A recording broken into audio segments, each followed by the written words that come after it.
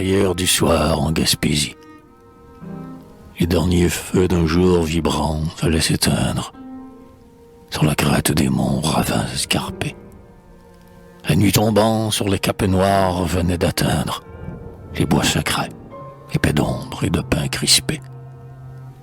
La marée épandue, immense sur la plage, semait partout l'odeur âcre du ciel amer. La cloche lentement tintait dans le village, et le vent égrenait l'Angélus sur la mer. Le soir enveloppait les maisons solitaires, dont le feu tremblotant brillait sur les galets. Dans la brume sombraient les vaisseaux et les terres. Un pêcheur en chantant relevait ses filets.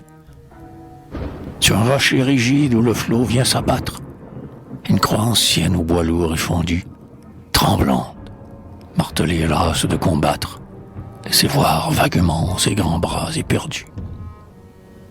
Oh, la rude beauté des soirs de Gaspésie.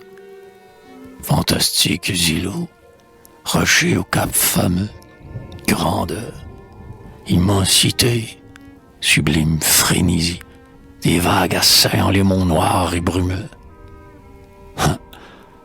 Que je me souviens de vous, soir de jeunesse, soir de vent furieux, d'écume, de remous, soir de ténèbres, de tempêtes et de rudesse, et de flots infinis chantant autour de nous.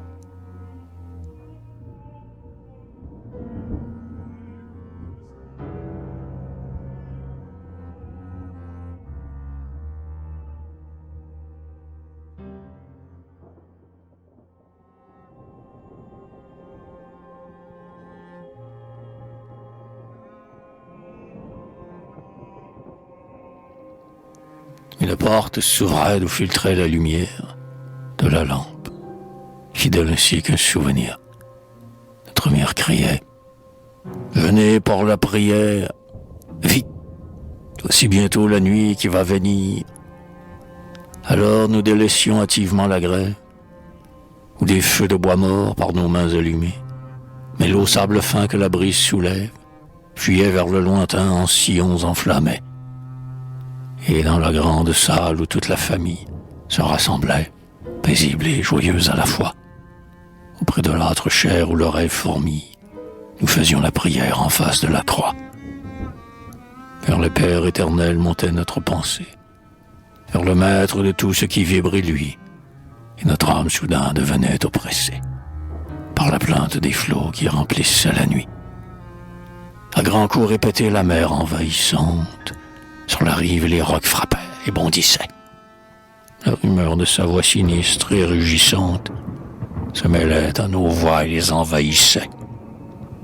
Alors, devant nos yeux comme en un jour d'orage, passait, dans un reflux de vagues en courroux, la vision de ceux qui meurent en naufrage, et les flots languissants pleuraient autour de nous.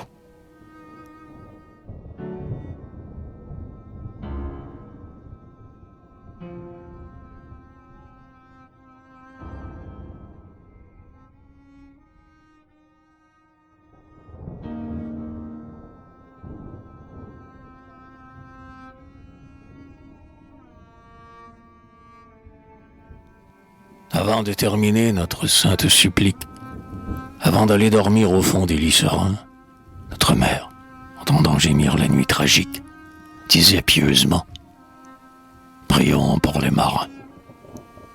La lampe des maisons, sœur des plaines fécondes, comme un phare divin brille sur les hauteurs. Que votre œil bienfaisant brille ainsi sur les ondes. Ô mon Dieu, protégez tous les navigateurs. Que le vent soit léger, que la brise soit belle, qu'ils entendent chanter les sirènes en chœur, que l'océan jamais ne soit dur aux rebelles, aux beaux rêves qu'ils ont dans le fond de leur cœur. Pendant que sur les monts leurs maisonnettes fument, dans la paix odorante et charmeuse du soir, hélas, ils sont perdus peut-être dans la brume, et leurs yeux sont remplis d'un morne désespoir. Ils rêvent de leur âtre où la bûche flamboie, et de leur table avec femmes et marmots autour. Que leur âme, Seigneur, retrouvent cette joie. Ramenez-les vers ceux qui guettent leur retour.